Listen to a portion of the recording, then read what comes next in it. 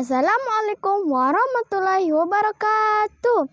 Hai, perkenalkan nama saya Kusnul Afika Putri dari SDN 37 Kendo, Kota Bima. Saya akan menceritakan kisah sepotong bambu.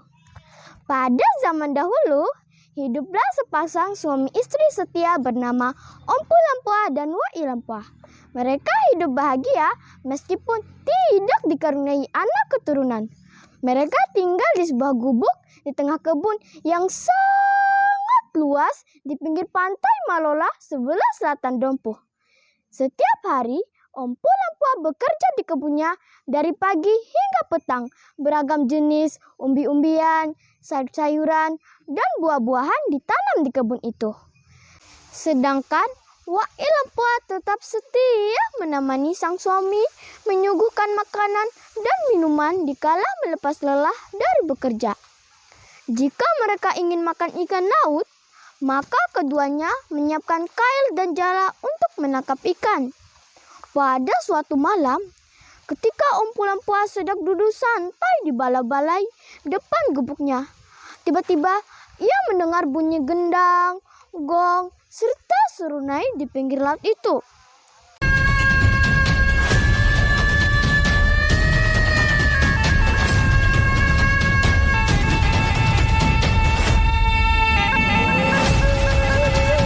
Ompu Lampuah memanggil Wai Lampuah sedang membakar ubi. Wai, datanglah kemari. Ada apa, Ompu? Wai Lampuah lari terbirit-birit. Coba kau dengar bunyi gerangan apakah yang ramai di pinggir laut itu? Wai Lampuah mencoba mendengar secara seksama. Barangkali ada perahu yang berlayar di tengah laut yang memukul gendang dan gong itu. Atau ada perahu yang akan berlabuh di sana. Jika memang betul, besok kita lihat. Keesokan harinya, Ompu Lampuah keluar dari kebunnya untuk menuju tepi pantai untuk melihat apa betul ada perahu yang akan berlabuh di sana. Akan tetapi, ia tidak melihat sesuatu apapun. Ompu Lampuah cemas. Ia bertanya-tanya dalam hatinya. Bunyi apakah tadi malam itu? Apa yang akan terjadi? Atau orang yang ramai semalam sudah kembali? Pertanyaan demi pertanyaan terus hadir dalam benaknya. Perasaan takut dan cemas terus menerawang.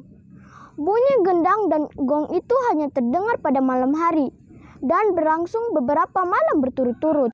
Bunyian itu mengganggu pikiran keduanya. Apakah bunyi itu dilakukan oleh manusia atau makhluk lain? Ompu dan Wai Lampuah menghimpun keberanian untuk datang ke tempat itu sekali lagi. Tiada satupun yang tampak, melainkan hanya bunyi itu semakin jauh kedengarannya. Namun, mereka tetap tabah menunggu di tepi pantai dengan harapan mungkin akan ada sesuatu yang muncul. Maka, beberapa saat lamanya, Ompu dan Wai Lampuah duduk santai di pinggir pantai itu. Tidak juga terlihat apa-apa, melainkan hanya sepotong bambu yang terdampar di pinggir pantai itu. Ompu dan Wai Lampuah tidak tahan menahan rasa kantuk. Wai Lampuah mengajak Ompu Lampuah untuk pulang. Namun, mata Ompu Lampuah selalu tertuju kepada sepotong bambu itu. Lalu, ia berkata kepada istrinya, "Tunggulah aku sebentar." "Ompu mau kemana?" tanya Wai Lampuah cemas. "Aku akan mengambil bambu itu untuk bahan perkakas gubuk kita." Bambu yang terdampar itu dibawa pulang dan diletakkan begitu saja di perkarangan. Ompu dan Wai Lampuah tertidur untuk melepaskan kelelahan dan kekesalan. Pada suatu pagi yang cerah, ketika Ompu Lampuah pulang dari pantai, ia sangat lapar dan lelah. Disuruhnya Wai Lampuah untuk mengambil beberapa potong ubi untuk dibakar. Dikala ubi akan dibakar, sepotong kayu bakar tidak ada. Yang ada hanyalah sepotong bambu yang dipungut dari pantai. Karena kebutuhan akan kayu bakar, terpaksa bambu yang seadanya untuk bahan perkakas gubuk dijadikan kayu bakar. Empu Lempoa mengambil parang untuk memotong bahan perkakas gubuk dijadikan kayu bakar. Empu Lempoa mengambil parang untuk memotong bambu itu. Namun, sebuah keanehan terjadi. Sebelum parangnya terhambat pada bambu itu, tiba-tiba terdengarlah suara dari dalam. "Hai Empu, jangan potong bambu ini. Kami ada di sini, dan kami akan keluar sendiri." Empu Lempoa kaget. Wajahnya pucat pasi. Lalu ia memanggil Wai Lempoa, dan dengan langkah terpogoh-pogoh, Wai Lempoa menghampiri suaminya. Belum habis keheranan akan bunyian aneh itu, kini suami istri itu dikejutkan lagi oleh suara gaib dari dalam bambu itu.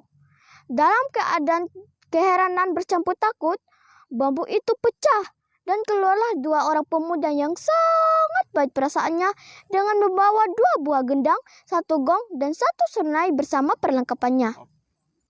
"Wahai anak muda, Tuan hamba peri atau jin, Anda berdua siapa dan dari mana?" Wai Lempoa menyambung.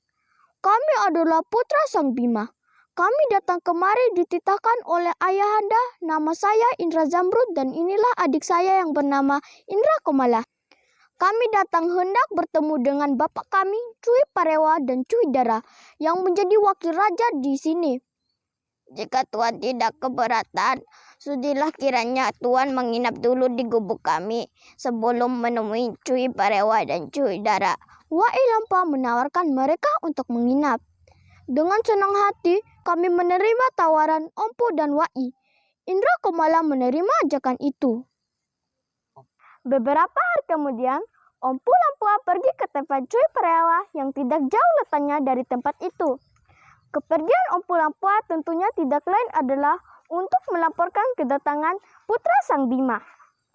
"Mohon maaf Tuan, hamba datang untuk melaporkan kedatangan 2 orang putra Sang Bima yang bernama Indra Zamrud dan Indra Komala." "Di mana mereka sekarang?" Cui Parewa penasaran. "Untuk sementara mereka menginap di gubuk kami." "Baiklah, saya akan menjemput mereka." Lama kemudian, bergegaslah Cui Parewa, para pengawal dan seluruh rakyat menjemput Indra Zamrud dan Indra Komala. Setibanya di kebun Empu Lempoa, Cui Parewa memberi hormat kepada kedua putra Sang Bima itu. Mereka saling berpelukan, tak lupa pula Cui Parewa menanyakan tentang keadaan Sang Bima. Cui Parewa mengajak mereka untuk menginap di tempatnya sebelum menemui Cui Dara. Ajakan itu diterima pula oleh Indra Zamrud dan Indra Komala. Dengan penuh ketabahan serta kasih sayang, Cui Parewa membina dan mendidik Indra Zamrud dan Indra Komala untuk beberapa bulan lamanya. Hal itu ditujukan untuk mempersiapkan keduanya yang akan menjadi pemimpin dalam Bojo kelak. Setiap 14 hari bulan, mereka diajak menuju Teluk Bima untuk memancing dan sekaligus melihat-lihat keadaan negeri di mana Cui Dara melaksanakan pemerintahan. Setelah persiapan dianggap selesai dan cukup, Cui Parewa melaporkan kedatangan kedua putra Sang Bima itu. Berita disebarkan seluruh negeri. Cui Padolo, Cui Dorowuni, dan Cui Banggapupa dikumpulkan di istana. Akhirnya semua setuju, mereka sepakat untuk mengangkat Indra Zamrud untuk menjadi raja. Darim Bojo sepakat menjemput Indra Zamrud dan Indra Komala di Gunung Parewa Monta. "Hai Bapak Cui Dara, kedatanganmu ini apakah hendakmu dan niatmu?" Secara bersama-sama, Indra Zamrud dan Indra Komala bertanya kepada Cui Dara.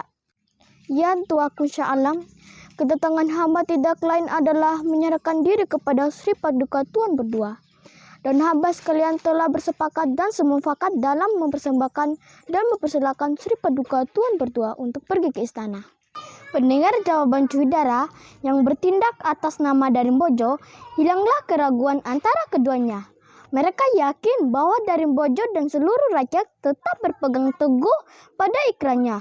Dulu di hadapan Sang Bima, Darim Bojo tidak mengkhianati amanat. Setibanya di istana Cui Dara, rombongan disambut dengan sukacita oleh seluruh rakyat. Cui Dorowuni dalam kedudukannya selaku bicara Bojo Perdana Menteri menyerahkan seperangkat tempat Sri Pinang Taua kepada Indra Zamrud dan Indra Komala. Penyerahan Ta'ua adalah upacara simbolik penyerahan kembali kesuksesan sebagai lambang keramahan dan ketulusan hati. Sejak penyerahan itu, kekuasaan perwalian yang diemban Juhidara dikembalikan kepada putra Sang Bima. Dan keselamatan Indra Zamrud dan Indra Komala menjadi tanggung jawab Juhidara, Juhidorowuni, dan Darimbojo.